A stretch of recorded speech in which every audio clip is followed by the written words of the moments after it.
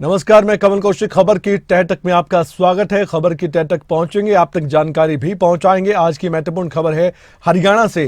कल देर रात हरियाणा से एक अहम खबर निकलकर सामने आई और वो ये थी कि हरियाणा सरकार ने विभागों का आवंटन कर दिया है मंत्रियों को। हरियाणा के मुख्यमंत्री ने खुद कई महत्वपूर्ण विभाग अपने पास रखे हैं। बंटवारा हुआ है। मुख्यमंत्री नायब सिंह सैनी ने गृह विभाग अपने पास रखा है। गृह और राजस्व विभाग सीएम ने अपने पास ही रखा। वित्त विभाग की जिम्मेदारी जेपी दलाल को सौंपी गई। रणजीत सिंह जो कि कैबिनेट मंत्री हैं, उनको ऊर्जा और जेल विभाग का जिम्मा है। डॉक्टर कमल गुप्ता को स्वास्थ्य महकमा, चिकित्सा का जिम्मा। सीमा त्रिखा के पास स्कूली शिक्षा यानी कि शिक्षा मंत्री और हायर एजुकेशन भी उनके पास है। संजय सिंह की बात करें, खेल मंत्री, पर्यावरण राज्य मंत्री का भी विभाग है। असीम गोयल परिवहन मंत्री बनाए गए हैं। महिला एवं बाल विकास का जिम्मा भी उन्हीं के पास है। उन्हीं के पास ये विभाग भी रहने वाला है। तो हरियाणा में मंत्रियों के विभागों का आवंटन किस तरह से हुआ है, ये आपके सामने है। लगातार खबरें अभी तक आपको ये जानकारी दे रहा है। मुख्यमंत्री नायब सिंह सैनी ने अपने पास गृह, राजस्व एवं आपदा प्रबंधन, युवा सशक्तिकरण, सूचना जनसंपर्क, भाषा एवं संस्कृति, खान एवं भूविज्ञान, विदेशी सहयोग। कैबिनेट मंत्री कौरपाल गुर्जर के पास कृषि एवं किसान कल्याण। आइए आपको एक एक करके दिखाते हैं कौन कौन से विभाग किस मंत्री के पास है। ये आपको बहुत गहराई से जानने को मिलेगा। देखिए, गृह, राजस्व, आपदा प्रबंधन, युवा सशक्तिकरण, सूचना जनसंपर्क, भाषा एवं संस्कृति, खान एवं भूविज्ञान, ये मुख्यमंत्री ने अपने पास रखे हैं। ये हम आपको बता रहे हैं, दिखा रहे हैं। विदेशी सहयोग भी इन्हीं के पास है। आगे देखिए, आप आगे बढ़ते हैं हम तो नाम आता है कौरपाल गुर्जर। इनको भी बहुत बड़ी जिम्मेदारी, कृषि एवं किसान कल्याण, पशुपालन, मत्स्य पालन, इसके अलावा विरासत एवं पर्यटन, टूरिज्म भी इनके पास, और संसदीय कार्य मंत्री पहले भी थे, अभी भी हैं। आगे बढ़ते हैं। अगला नाम है मूलचंद शर्मा, कैबिनेट मंत्री। ये भी इनके पास उद्योग रहेगा, उद्योग मंत्री कहलाएंगे अब। उद्योग एवं वाणिज्य, इसके साथ ही श्रम विभाग भी इनके पास है। खाद्य नागरिक आपूर्ति, और इसके अलावा चुनाव से रिलेटेड, इससे संबंधित भी महकमा इनके पास है। आगे बढ़ते हैं। अगला नाम आपके सामने है रणजीत सिंह। पहले भी ऊर्जा विभाग था इनके पास और जेल विभाग भी था, अभी भी यही है। आगे बढ़ते हैं।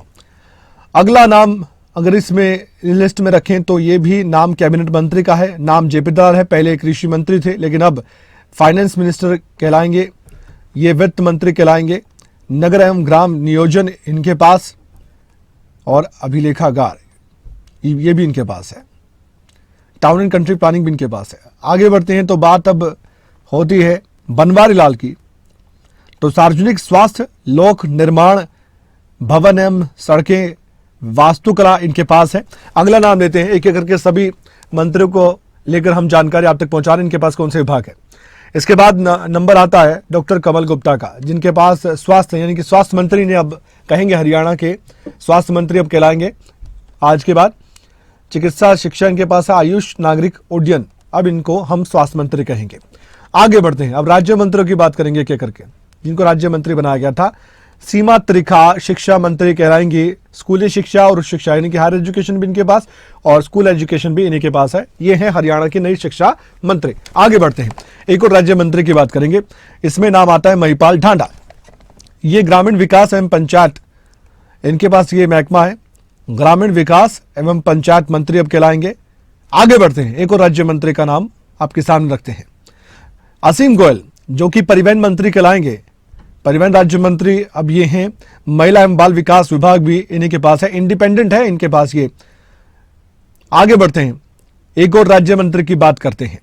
यहां अभय सिंह यादव की बात होगी। सिंचाई एवं जल संसाधन के पास है, ये भी एक अहम महकमा है। सैनिक एवं अर्ध सैनिक वेलफेयर, ये भी इनके पास है। आगे बढ़ते हैं। एक और राज्य मंत्री की बात करते हैं, और ये नाम आता है सुभाष सुधा, जो कि थानेसर से विधायक हैं। शहरी स्थानीय निकाय इनके पास है, बहुत इंपॉर्टेंट है ये महकमा भी। पहले कमल गुप्ता के पास था। और सभी के लिए आवास, हाउसिंग फॉर ऑल, ये भी इनके पास है महकमा। और अंत में बात करें, विशंबर वाल्मीकि भी की बात करेंगे। अब देखिए इनके पास कौन कौन से हैं। सामाजिक न्याय है, एससी और बीसी कल्याण है, इनका वेलफेयर करना है। अंत्योदय सेवा, ये भी इनके पास है। मुद्रण और स्टेशनरी, ये भी इनके पास है। तो एक एक करके हमने आपको सभी मंत्रियों के विभागों के बारे में बताया है। और साथ ही हमने ये भी बताया कि संजय सिंह के पास पर्यावरण है, वन एवं वन्य जीव और खेल, खेल मंत्री खिलाएंगे, खेल राज्य मंत्री खिलाएंगे संजय सिंह। तो ये हमने आपको बताया कि करके अब हम बात करेंगे, हमारे स्टेट हेड से हमारे साथ जुड़ चुके हैं, उनसे हम जानकारी भी हासिल करते हैं और इन महकमों के बारे में भी आपको हम बताएंगे खबर की तह तक पहुंचकर कि इन राज्य मंत्री और कैबिनेट मंत्रियों के पास जो विभाग है इनकी महत्वता कितनी है। प्रोटोकॉल के हिसाब से जितेंद्र, अगर हम बात करें तो क्या लगता है कौन ज्यादा पावरफुल है विभागों के हिसाब से?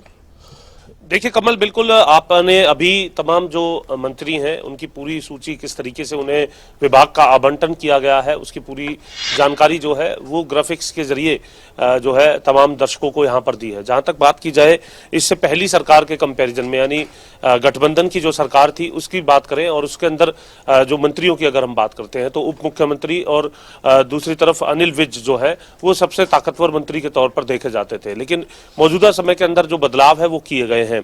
कमल, जब आप दर्शकों को ये जानकारी दे रहे थे तो एक एनालिसिस हम भी कर रहे थे कि मुख्यमंत्री के पास इससे पहले अगर हम बात करें तो करीब 14 महकमे जो हैं वो मुख्यमंत्री के तौर पर जब मनोहर लाल यहाँ पर थे तो उस वक्त उनके पास इस तरीके से कुल जो है 14 महकमे थे। अभी घट करके उनकी संख्या जो है वो यहाँ पर अगर हम देखें तो वो 13 हो गई है।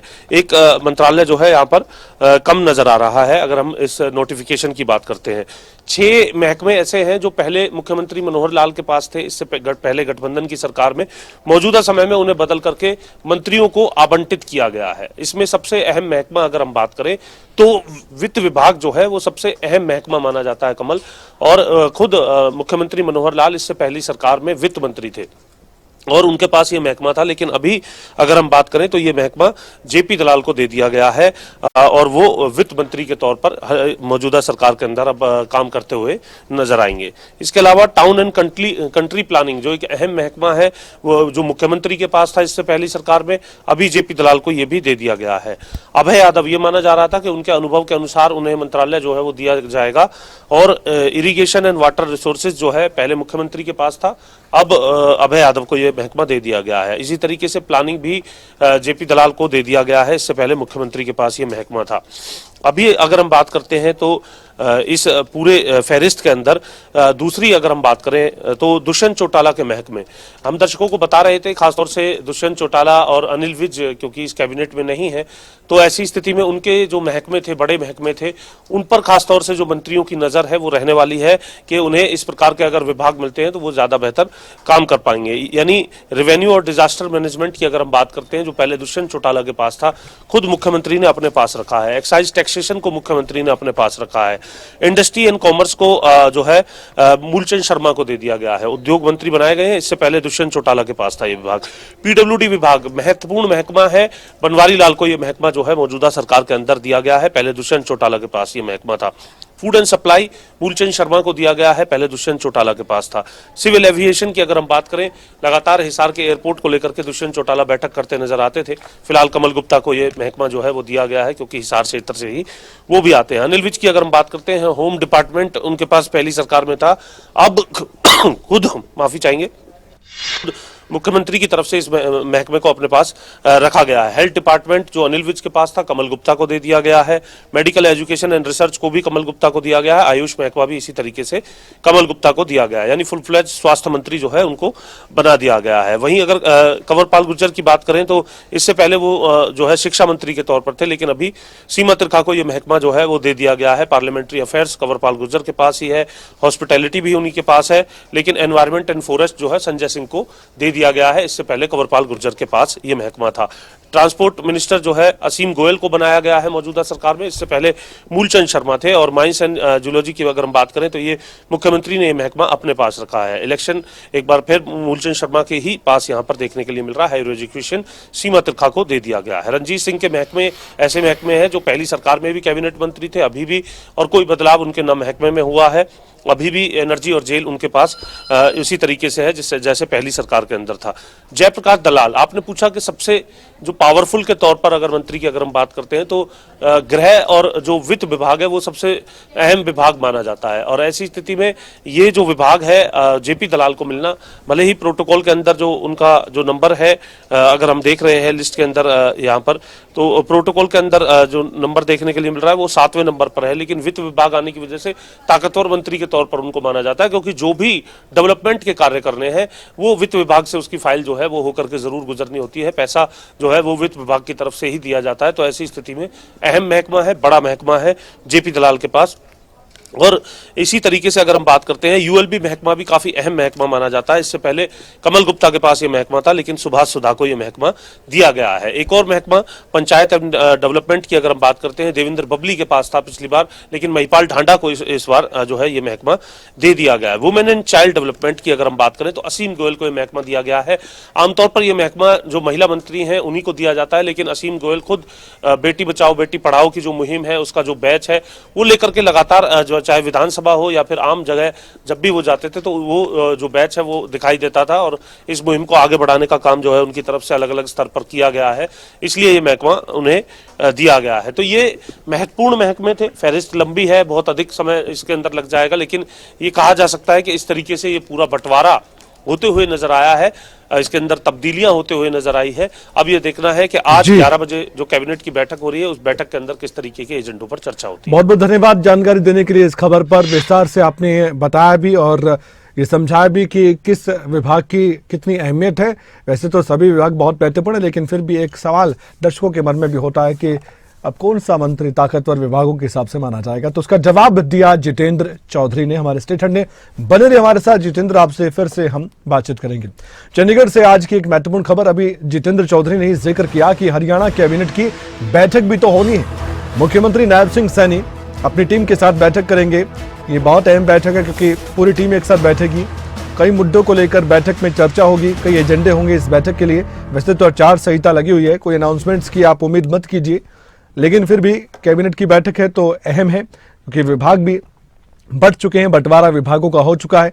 11 बजे का समय बताया गया है, हरियाणा सचिवालय में ये बैठक शुरू हो जाएगी। हमारे साथ जितेंद्र जुड़े हुए हैं, उनसे हम जानकारी ले लेते हैं अगर कोई अंदर की खबर सामने आई हो कि आज की बैठक क्यों अहम है। जितेंद्र, विभागों का बंटवारा हुआ, उसके बाद इस तरह की बैठक का होना, थोड़ा सा समझाइए दर्शकों को इस बैठक से नतीजा क्या निकलता है इस तरह की बैठक से।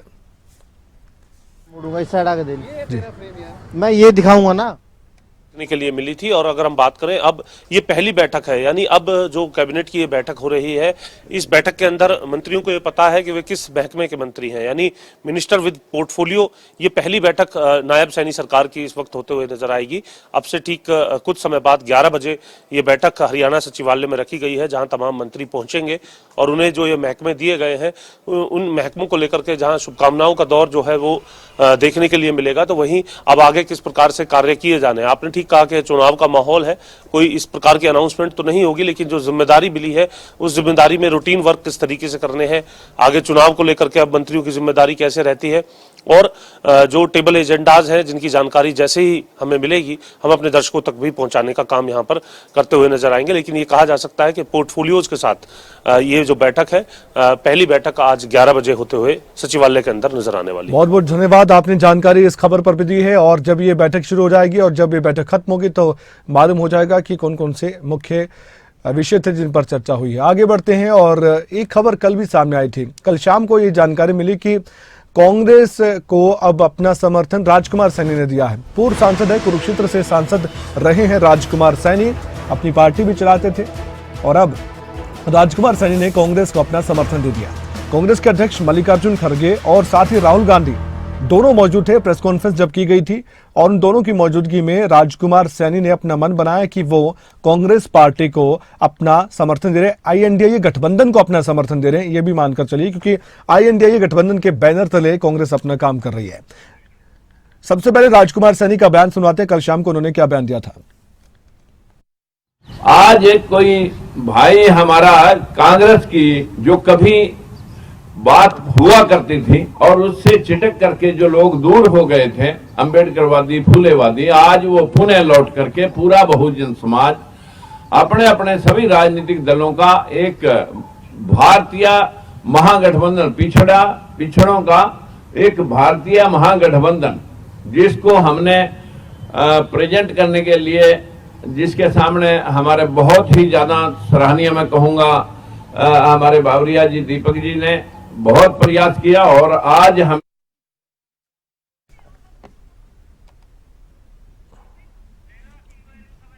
और आगे बढ़ते हैं। एक और अहम खबर की हम बात करने जा रहे हैं। असीम गोयल की बात करेंगे। हरियाणा के राज्य मंत्री असीम गोयल चंडीगढ़ पहुंचे और एक अलग अंदाज उनका दिखाई दिया है। सीधे हम लिए चलते हैं पॉलिटिकल एडिटर अनिल मोर के पास। Over please please.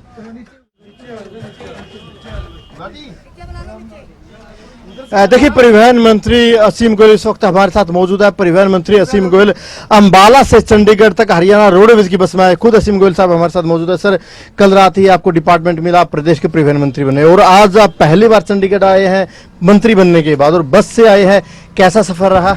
देखिए, सफर हरियाणा रोडवेज की बस को धरती का जहाज कहते हैं और आज वो अनुभव मैंने कई सालों बाद किया। जब अपने गांव से अंबाला स्कूल में पढ़ने आता था तो मैं हरियाणा रोडवेज की बस में ही सफर करता था। आज क्योंकि हमारे स्टाफ की भी कुछ समस्याएं हो सकती हैं, हमें क्या लगता है हम सारा कुछ स्टाफ के ऊपर डाल देते हैं। कभी ये ड्राइवर ठीक नहीं, परिचालक ठीक नहीं, इनकी भी समस्याएं हो सकती हैं। इनसे भी बात की है, सहयात्रियों से भी बात की है और मेरा ये मानना है हम अपने स्टाफ की वेलफेयर के लिए काम करेंगे, पब्लिक को बहुत अच्छी और बेसिक सुविधाएं देने के लिए काम करेंगे, डिपार्टमेंट की तरक्की के लिए काम करेंगे। और टाइमिंग के नाते कि जो मैं कहता हूँ सटीक टाइमिंग है, हरियाणा रोडवेज की विशेषता है।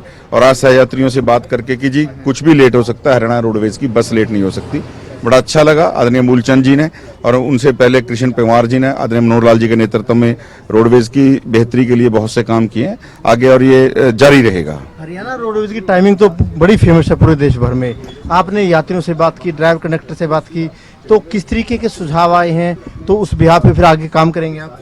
देखिए, हमारे साथ धनोदा से हमारे सहयात्री रोहतास जी थे, ओम प्रकाश जी थे, इन सबसे बात हुई तो इन सब ने एक ही बात कही जी कि कोई ऐसी बहुत बेसिक हमें कोई समस्या वाली बात नहीं है, लेकिन फिर भी सुधार की गुंजाइश। मैंने वैल्यू एडिशन के नाते बहुत सुझाव मांगे, ऐसा कोई स्टिक सुझाव नहीं है। सबने कहा जी बहुत अच्छी है, सबका व्यवहार भी अच्छा है स्टाफ का और टाइमिंग बहुत अच्छी है, पब्लिक को यही चीज़ें चाहिए।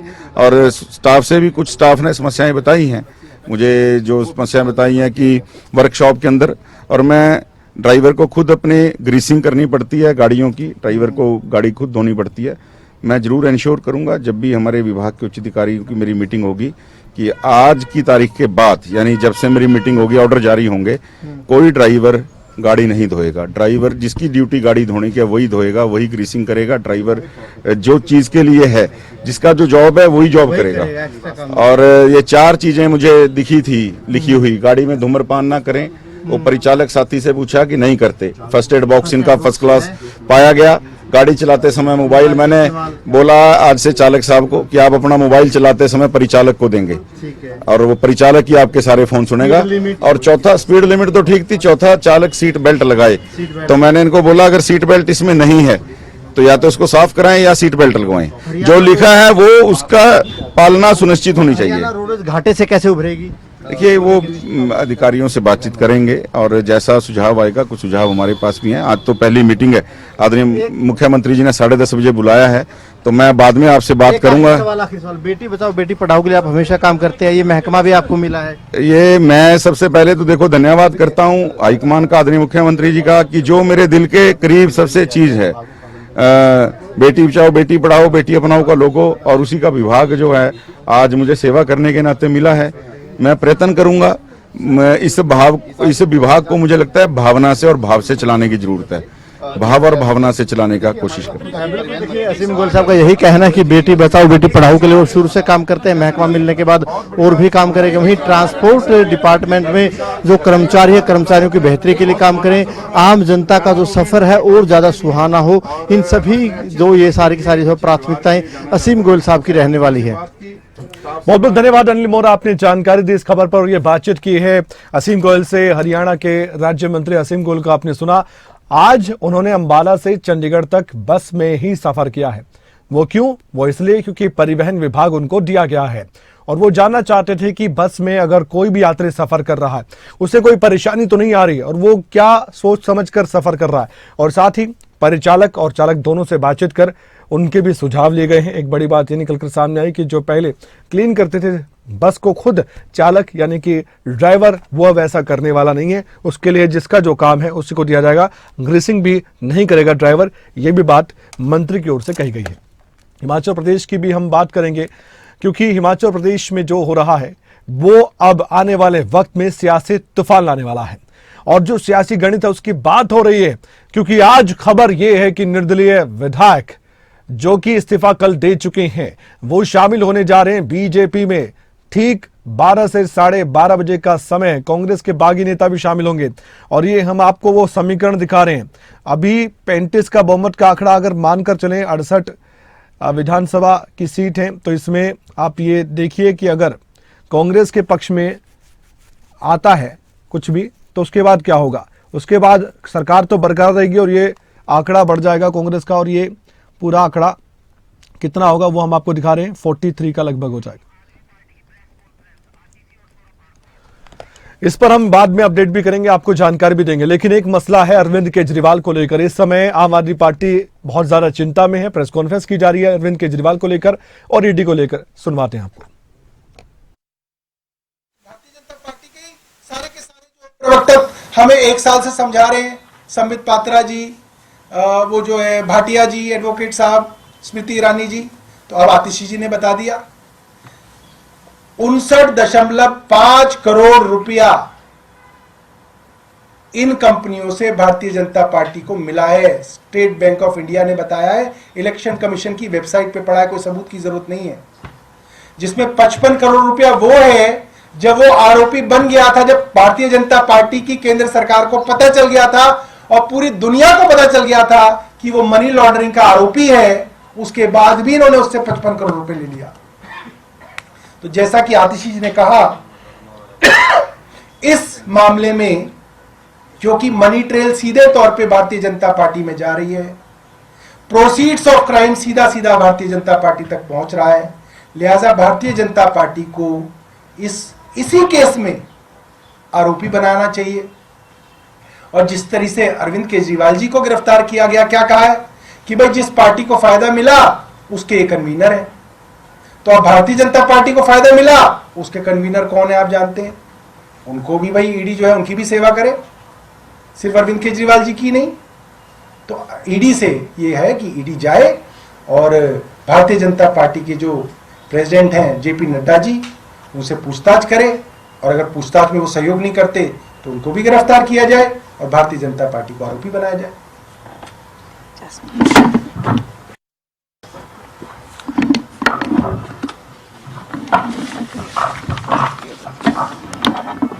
पार्टी की तरफ से सीधे सीधे बीजेपी पर कई तरह के आरोप लगाए गए हैं और जेपी नड्डा को लेकर भी कहा गया है। कुछ फंडिंग की बात हो रही थी और कुछ इधर उधर की बात करके राजनीतिक तौर पर आरोप लगाए जा रहे थे आम आदमी पार्टी की तरफ से। और ये सब कुछ देखा गया क्योंकि अरविंद केजरीवाल गिरफ्तार हुए, उसके बाद ईडी को कस्टडी मिली, रिमांड मिली अरविंद केजरीवाल की और राउज एवेन्यू कोर्ट में फिर से सुनवाई भी होनी है 28 मार्च तक। तो कम से कम ये कह सकते हैं कि कोई राहत की खबर निकलकर सामने आने वाली नहीं है।